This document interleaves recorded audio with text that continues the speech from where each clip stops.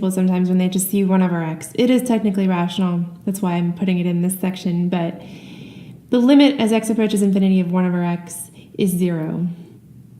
Because if this x in the bottom is getting extremely large, this small 1 over an extremely large number is tending towards 0. It's practically 0. So in the limit, the value is approaching 0.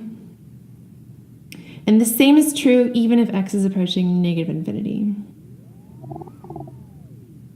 That also equals 0, because even if it's 1 over an extremely large negative number, it is heading towards 0 just from the negative direction. It's 1 over a very large negative number is practically 0.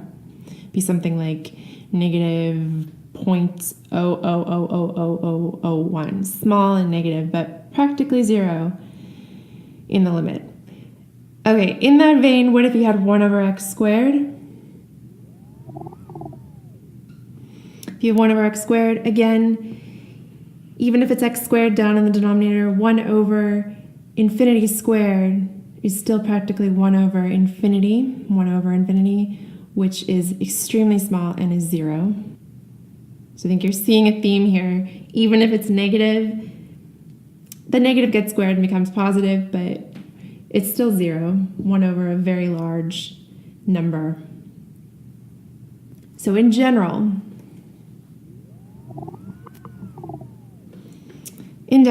if you have 1 over x squared, 1 over x cubed, no matter if x is approaching positive infinity or negative infinity, it's going to be equal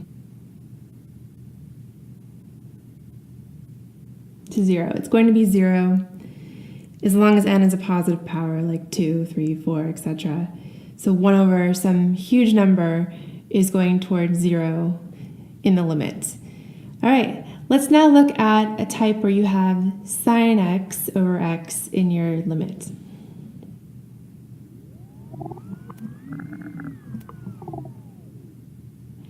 Okay, so here's a third common type of limits at infinity, which is if you have the form sine x over x or something like that as x approaches infinity or as x approaches negative infinity. There's a property that you can use if this comes up, and that property is that the limit of sine x over x as x approaches infinity or negative infinity will be equal to 0.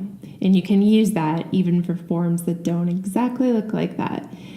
Before I show you these examples, be careful. This looks a lot like another property that comes up in limits at a finite value at a constant value, and I have a video for that, but don't confuse it with the other one, which is this. So warning, not to be confused with this other one.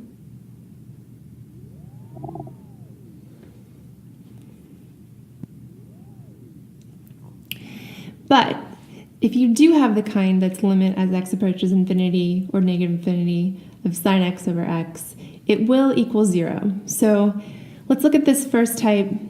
In this case, sine of 3x over x doesn't exactly look like this property. So you can try to make it look like that property. But no matter what you get, it's still going to end up equaling 0. Let me show you what I mean by that.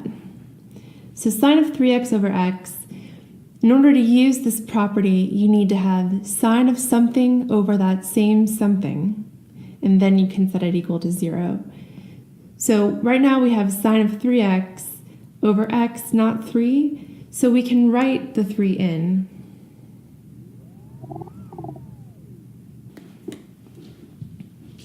But because we put a 3 down here, you'll also need to put a 3 on top. You can write it as 3 over 1.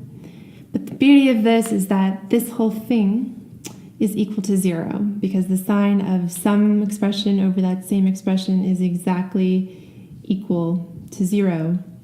So this equals 0 because 0 times 3